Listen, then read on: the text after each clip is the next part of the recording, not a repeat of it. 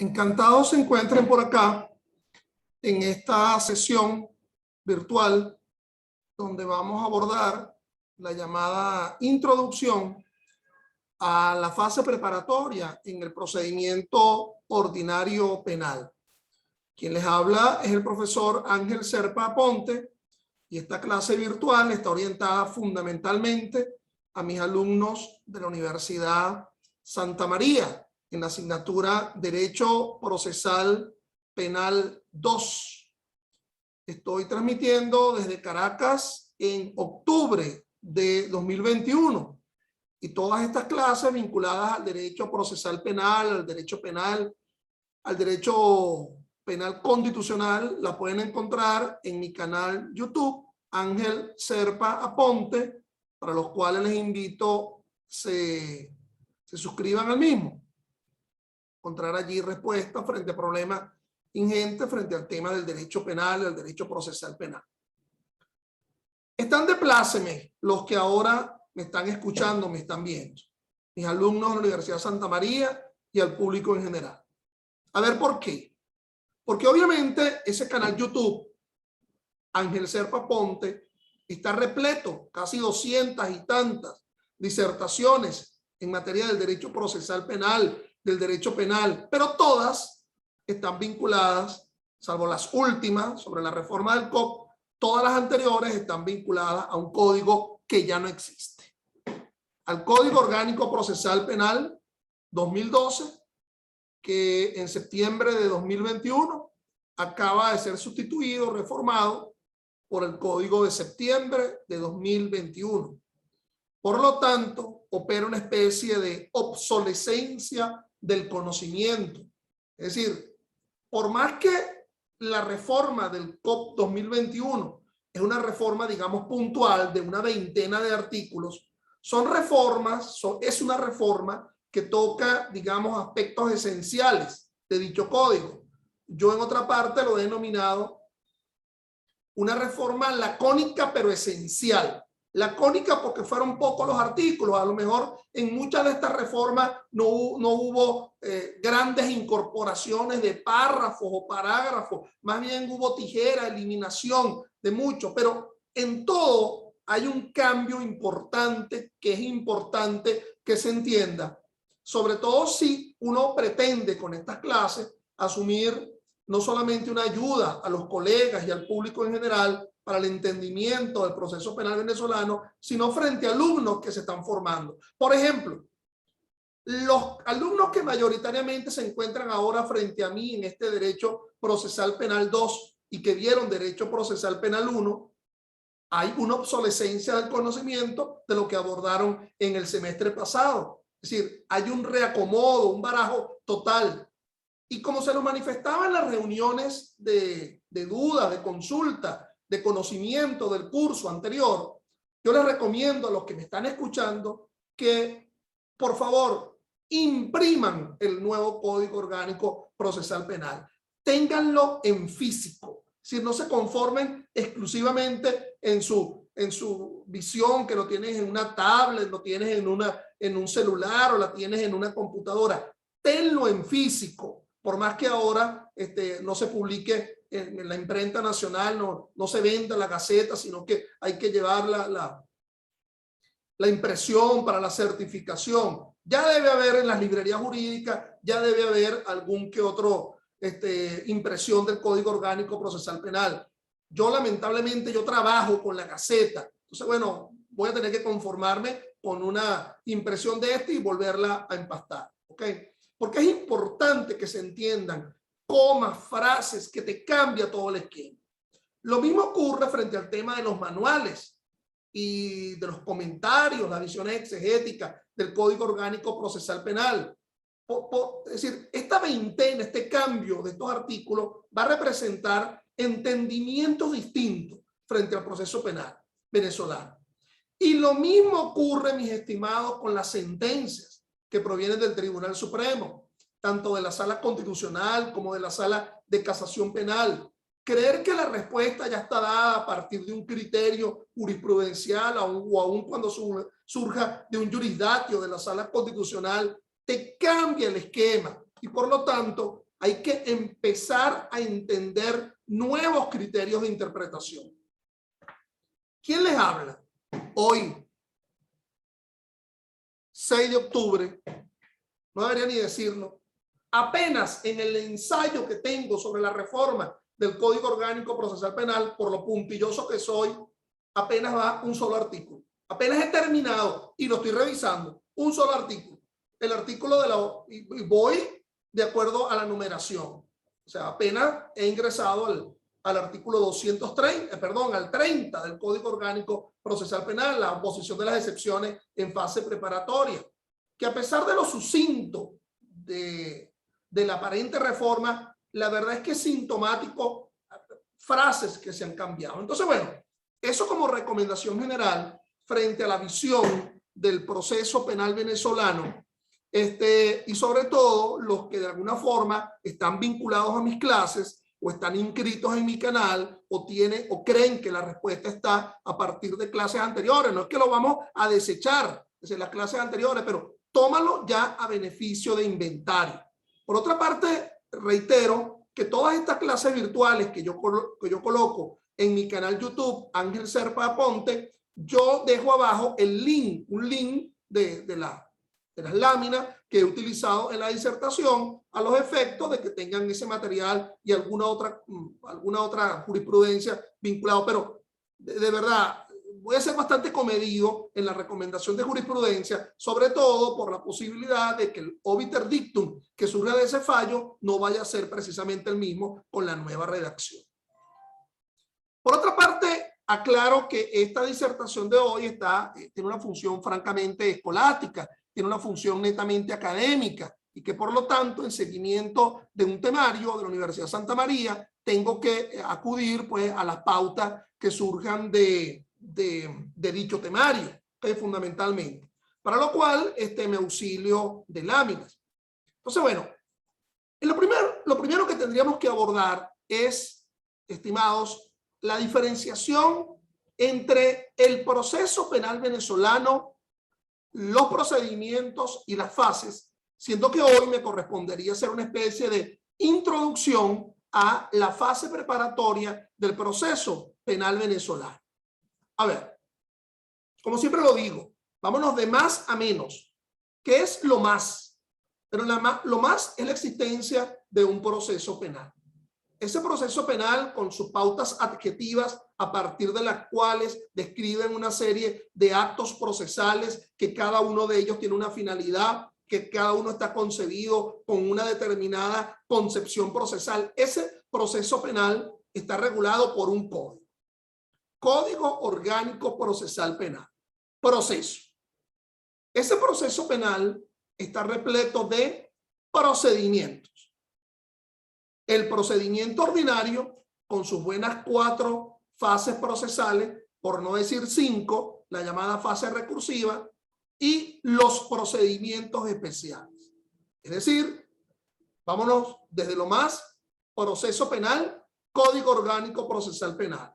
Ese código orgánico está repleto de procedimientos, el procedimiento ordinario y los procedimientos especiales. Profesor, los procedimientos especiales penales están todos presentes dentro del Código Orgánico Procesal Penal. Pues no, pueden existir leyes orgánicas. ¿Y por qué tendrían que ser orgánicas? Porque si la Constitución establece el debido proceso, toda ley que establezca un proceso pues tendrá que ser de carácter orgánico porque está desarrollando una norma, un principio, un valor constitucional. Entonces, por lo tanto, pueden existir leyes que contemplen procedimientos especiales penales. Por ejemplo, leyes complejas, como la Ley Orgánica sobre el Derecho de la Mujer a una vida libre de violencia. ¿Por qué es compleja? No porque sea difícil, sino porque tiene una parte sustantiva material que describe ilícitos penales, pero tiene también una parte adjetiva, procesal. Y entonces el procedimiento para el enjuiciamiento de los delitos de violencia de género contemplados en dicha ley. La Ley Orgánica de Protección de Niños y Adolescentes. Es una ley orgánica porque está desarrollando dentro un parámetro constitucional que es el debido proceso, pero también otro principio constitucional que es el interés superior del niño. Entonces, ese es más compleja que otras complejidades, porque tiene aspecto civil, aspecto penal, pero dentro del aspecto civil, aspecto sustantivo o material y aspecto adjetivo. Y el aspecto penal también conlleva los delitos que los menores han sido víctimas de esos delitos, pero también establece el procedimiento especial del llamado sistema penal de responsabilidad del adolescente para el enjuiciamiento de los adolescentes que han cometido delitos. Esos adolescentes, conforme a esa ley 2015, que etariamente tengan la edad de 14 a 18 años en el momento de la comisión del delito. Todavía los adolescentes son de 12 a 18, pero se hace la inimputabilidad de 12 a 14 y de 14 a 18 son los que se establecen la responsabilidad penal. El Código Orgánico de Justicia Militar, también una norma compleja, porque establece los delitos militares, pero también el procedimiento penal por esos delitos militares. ¿Ok? Bueno, entonces, repito, proceso penal, fundamentalmente regulado por el Código Orgánico Procesal Penal, el cual conlleva procedimientos, el ordinario y los especiales. Los especiales están descritos en el COP, pero también en otros cuerpos de ilicitud, otros cuerpos descriptivos de procedimientos especiales distintos al Código Orgánico Procesal Penal. Los procedimientos especiales establecidos dentro del Código Orgánico Procesal Penal están concebidos en los artículos del 354 y siguiente. Están establecidos los procedimientos especiales, que no sería lo que nos ocuparía en esta sesión ni a mis alumnos de la Universidad Santa María en este curso, sino que nos vamos a referir a el procedimiento ordinario. Por lo tanto, procedimiento ordinario y procedimientos especiales. Cada uno de estos procedimientos tiene fases procesales. Fase preparatoria, como fase de investigación. Fase intermedia, donde se verifica la idoneidad formal de la acusación. Una fase de juicio, que es la única en donde puede haber un debate frente a la prueba, un debate para encontrar la fiabilidad de la prueba, y una fase de ejecución, en la cual se ejecuta una sentencia condenatoria. Es decir, quien haya sido penado a la finalización del juicio o por vía de la admisión de los hechos, se va a transformar su condición de penado a condenado, ¿ok? Por la ejecución de la sentencia condenatoria en la fase de ejecución. Y vean esta mano, esta sería la primera instancia, tribunales de control, de juicio, de ejecución. Pero vean esta otra, paralela, ¿verdad? Las dos. Paralelo a dicha fase, en primera instancia, nos vamos a encontrar, así como las líneas de un ferrocarril, la fase recursiva. Es decir, la alzada ante la cual se interponen los recursos frente a las decisiones dictadas en primera instancia. Esa alzada penal que está constituida por las Cortes de Apelaciones y la Sala de Casación Penal. Profesor, ¿y por qué la ubica como una fase, la fase recursiva? Porque así, palabras menos, palabras más, lo establece el artículo 156 del Código Orgánico Procesal Penal.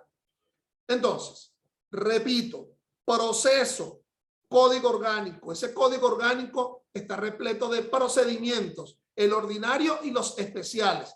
Y cada uno de estos procedimientos van a tener fases, fases procesales. No confundir procedimiento con las fases. Fase preparatoria, repito, fase intermedia, fase de juicio, fase de ejecución y fase recursiva.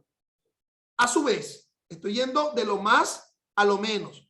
A su vez, estas fases procesales van a contener incidentes o incidencias.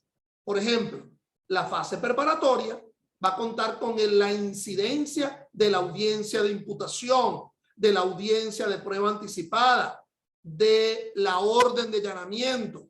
Entonces, incidentes o incidencias.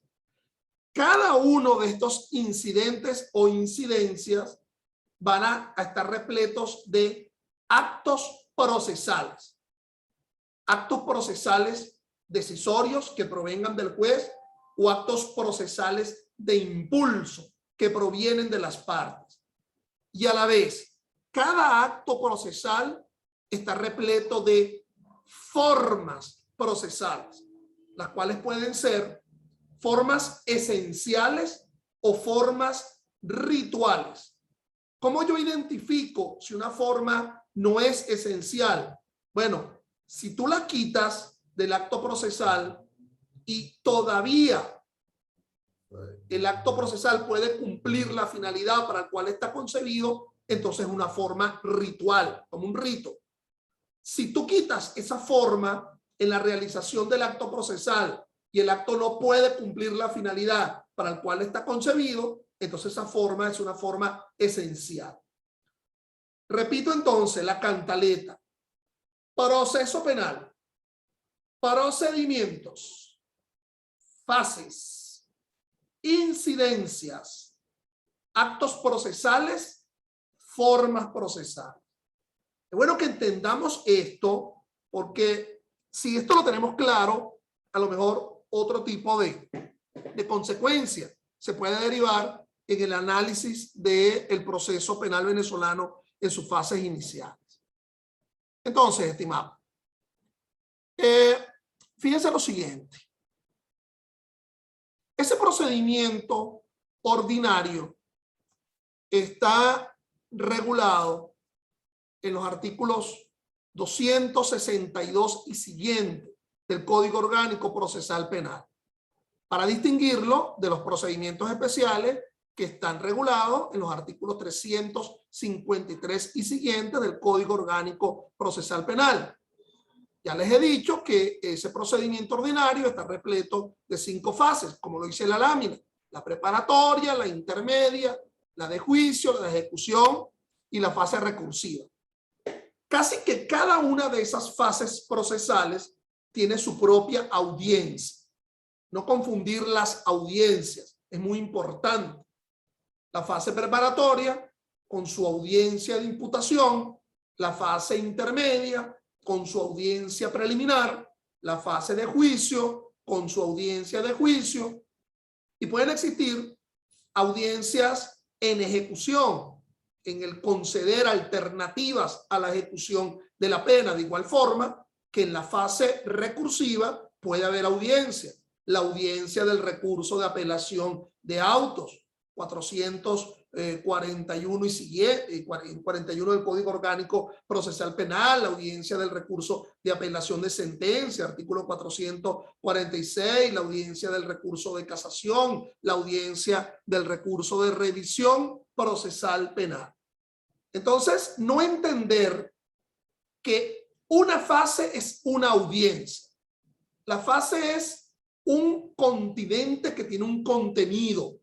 Dentro de esas fases podemos encontrarnos audiencias, pero no hay una relación sinonímica, no es igual fase y audiencia. Las fases contienen audiencias, pero no todas las fases están repletas exclusivamente de audiencias, porque hay actos procesales escriturados, escriturizados, de petición, que inclusive a veces no se desarrollan en sede jurisdiccional, sino que se desarrollan en sede fiscal o inclusive en sede policial. ¿Y por qué son actos procesales y no son actos administrativos? Por ejemplo, bueno, porque están descritos fundamentalmente en un Código Orgánico Procesal Penal. La investigación, las experticias, en fin. Dicho esto, la fase que nos ocupa ahorita es la llamada fase preparatoria. Es la fase investigativa, en donde su finalidad fundamental es encontrar los elementos de convicción que le van a sustentar un convencimiento positivo al fiscal del Ministerio Público.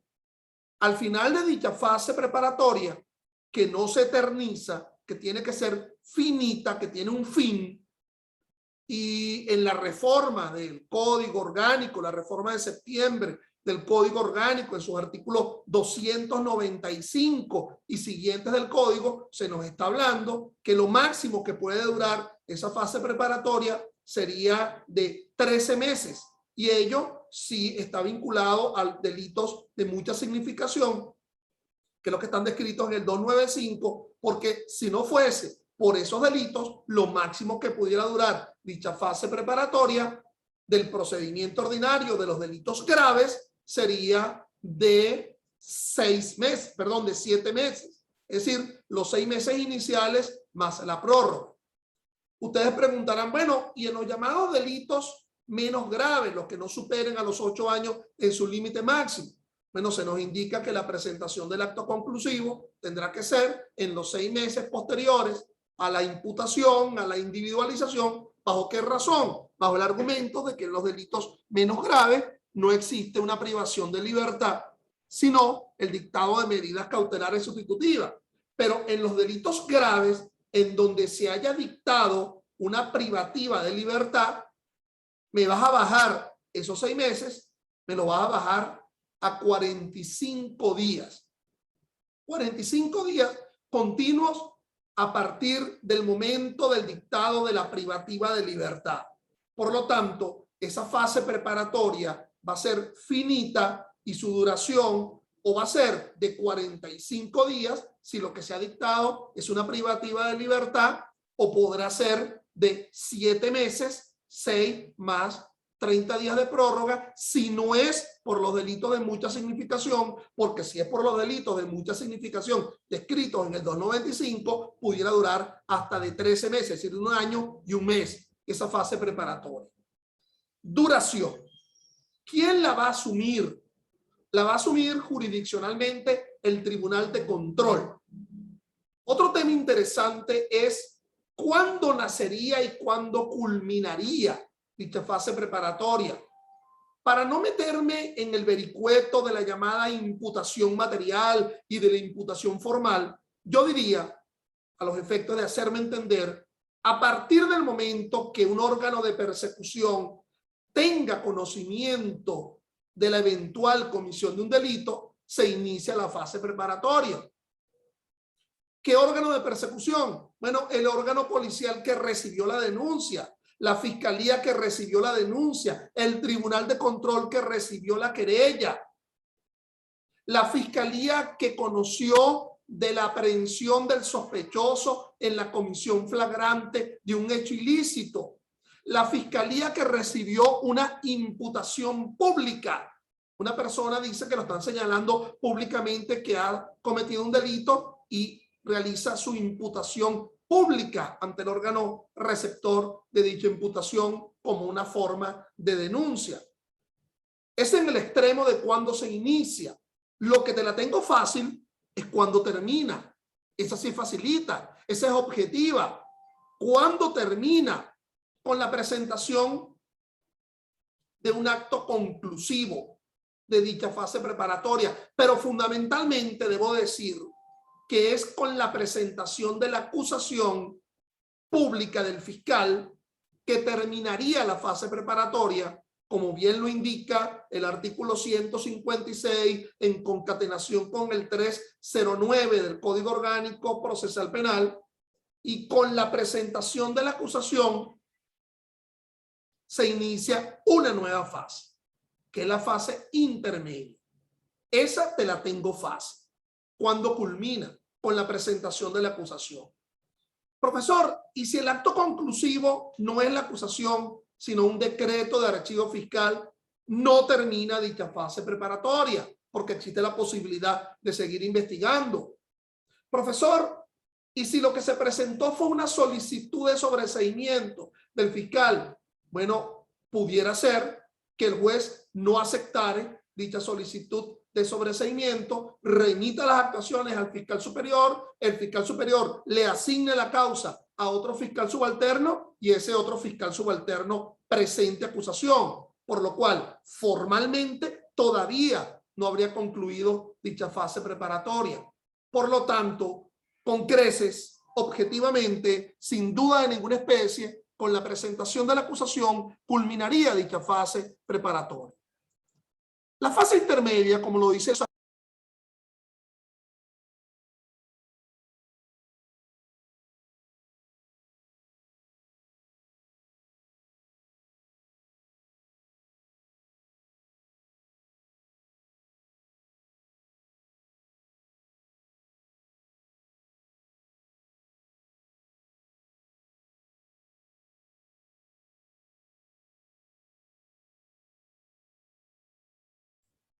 no me estaban escuchando, ahora sí me escuchan, decía yo que esa fase intermedia es la que permite delimitar el llamado hecho objeto del proceso, que sería el hecho acusado, la calificación jurídica, la definición de lo que se denomina la causa petente. Luego nos encontraríamos la fase de juicio. Ingresaríamos a dicha fase de juicio, digamos, la llave que permite el ingreso a dicha fase de juicio sería el dictado del auto de apertura a juicio. Es decir, la llave que permite el acceso a la fase intermedia sería la interposición de la acusación. La llave que permite el acceso a la fase de juicio sería el dictado del auto de apertura a juicio. Si se dicta el auto de apertura a juicio, es porque existe una especie de pronóstico de condena, como se ha venido ahora llamando por parte del Tribunal Supremo de Justicia, de las decisiones de los tribunales, basándose en una copia de un criterio doctrinario de un gran autor, Claude Roxin, en su libro Derecho Procesal Penal. Este gran penalista, este gran dogmático, hizo sus aproximaciones al derecho procesal penal y entonces de allí se deriva un tanto el tema del llamado pronóstico de condena. Conforme al 312 del Código Orgánico Procesal Penal, el debate sobre la prueba va a ocurrir exclusivamente en la fase de juicio, pero en la fase intermedia pueden existir ciertos pronunciamientos con respecto al tema de la prueba, el tema de la idoneidad, de la pertinencia, de la necesidad. En cambio, la fiabilidad de la prueba, es decir, la capacidad demostrativa de la prueba, solo se va a verificar en el juicio oral y público. O sea, ese juicio oral y público que forma parte de la llamada fase de juicio. La fase de ejecución posibilita, como le dice la lámina, el efectivo internamiento del condenado pasaría de condenado a penado. Y es donde se decide las llamadas alternativas a la ejecución de la pena. Finalmente, y no quiero que ustedes asuman la idea que yo acabo de decir, finalmente al final, porque puede ser al comienzo, paralelamente a esas fases de primera instancia, la preparatoria, la intermedia, la de juicio, la de ejecución, de nuevo, repito, está la fase recursiva, porque estos pronunciamientos que se dictan por autos en cada una de estas fases pueden ser recurridos por la vía de la apelación de auto, pero también pronunciamientos finalísticos, tales como las sentencias.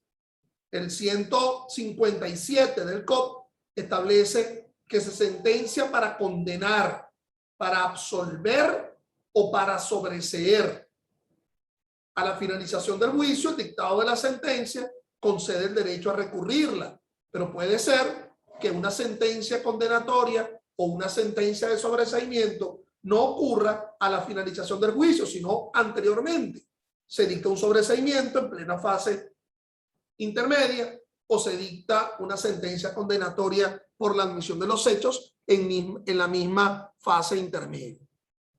Bueno, la que nos ocupa ahorita, y es una introducción, es la llamada fase preparatoria. El código establece en el artículo 12 y 2 el objeto de dicha fase preparatoria. Lo dice de forma bien clara. tendrá por objeto la preparación del juicio oral y público mediante la investigación de la verdad y la recolección de todos los elementos de convicción que permitan fundar la acusación del fiscal y la defensa del imputado.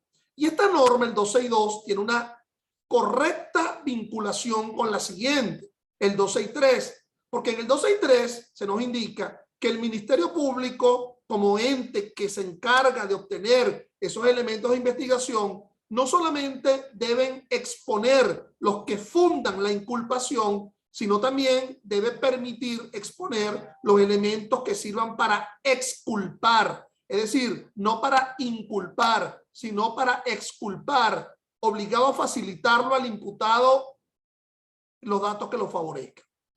Es decir, cuando a ti te pregunten para qué sirve la fase preparatoria, yo creo que la respuesta más consona es decir, para sustentarle un convencimiento al fiscal. Si los elementos le permiten a él sustentarse un convencimiento positivo, pues acusa.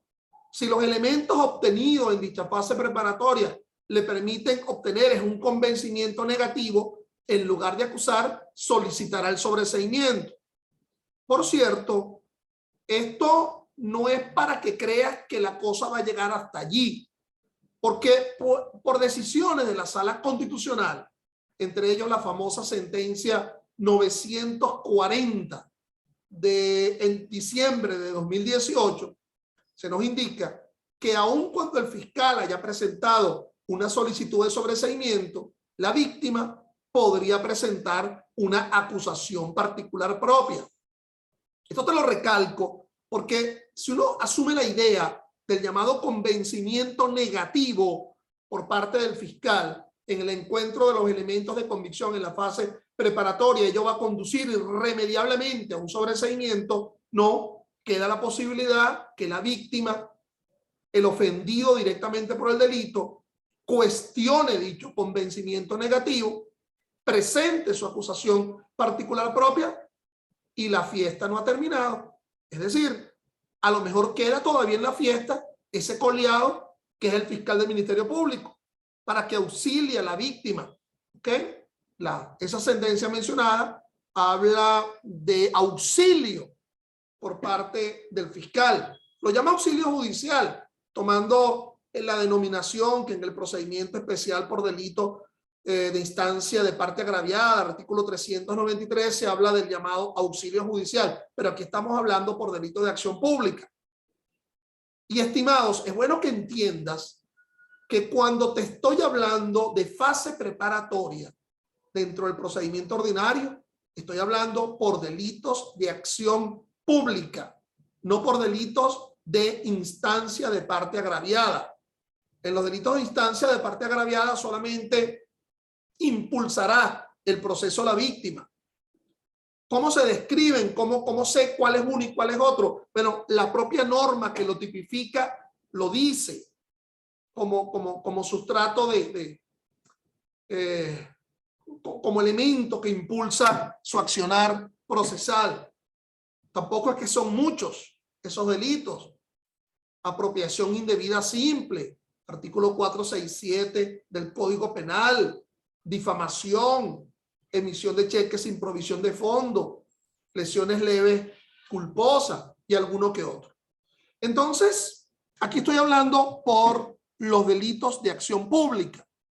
Por cierto, esos delitos de acción pública pueden ser graves si superan a los 8 años en su límite máximo y pueden ser menos graves, que se asume su enjuiciamiento por el procedimiento especial por delito menos grave. Si el procedimiento especial por delito menos grave también tiene su fase preparatoria, pero aquí yo me quiero concretar es a la fase preparatoria por el enjuiciamiento de delitos de acción pública graves, es decir, los que superen a los 8 años en su límite máximo. Entonces, si de la investigación lo que se tiene es un convencimiento negativo, pues deberá hacérselo conocer a la defensa. El artículo 264 del COP nos habla del llamado control judicial. A los jueces de esta fase les corresponde controlar el cumplimiento de los principios y garantías establecidos en esta Constitución, tratados y convenios. Y es lo que uno se pregunta, ¿qué controla el juez de control? ¿Por qué se denomina? Bueno, el control de garantía, pero también la posibilidad, conforme al 263 y 264, de solicitarle al juez de control que aperciba al Ministerio Público para que realice diligencias de investigación que obren a favor de la defensa, que obren a favor del procesado. En la reforma 2021 del Código Orgánico Procesal Penal, aquí cambia algo. Cuando se le concede a la víctima, artículo 122, numeral segundo, que también la víctima puede solicitar diligencias de investigación. Lo va a hacer ante el fiscal. Y si ese fiscal no lo realiza o lo niega la realización de diligencias de investigación, entonces la propia norma, el 122, numeral segundo, le concede la posibilidad a la víctima a que solicite al juez de control que hasta ahora se haya abocado, con B alta, abocado al conocimiento de la causa, que decida si apercibe al fiscal para que investigue o confirma la negativa del fiscal a no investigar. ¿Por qué lo va a confirmar la víctima? Perdón, ¿por qué lo va a confirmar el juez de control? Bueno, porque a lo mejor el juez de control mantiene el criterio de parte del fiscal que ese hecho que ha sido denunciado o que se solicita su investigación es un hecho que no reviste carácter penal. Es decir, en mi humilde criterio, ahora existe una nueva categoría. Existen hechos denunciados, existen hechos querellados y existen hechos, lean mis labios, anunciados. ¿Okay? Anunciados. Este anuncio del hecho es una de las formas de la llamada imputación material, porque la imputación formal es la que realiza el propio fiscal frente a un procesado. Eso sí lo tenemos claro. La llamada imputación formal, la que asume el propio fiscal frente a un procesado. ¿Dónde se realiza? Ya esa es harina de otro costal. Si se realiza en sede jurisdiccional, si es en sede fiscal, pero la imputación formal es la que realiza el propio fiscal. Y pueden haber otras formas de imputaciones, como la llamada imputación material. En mi humilde criterio,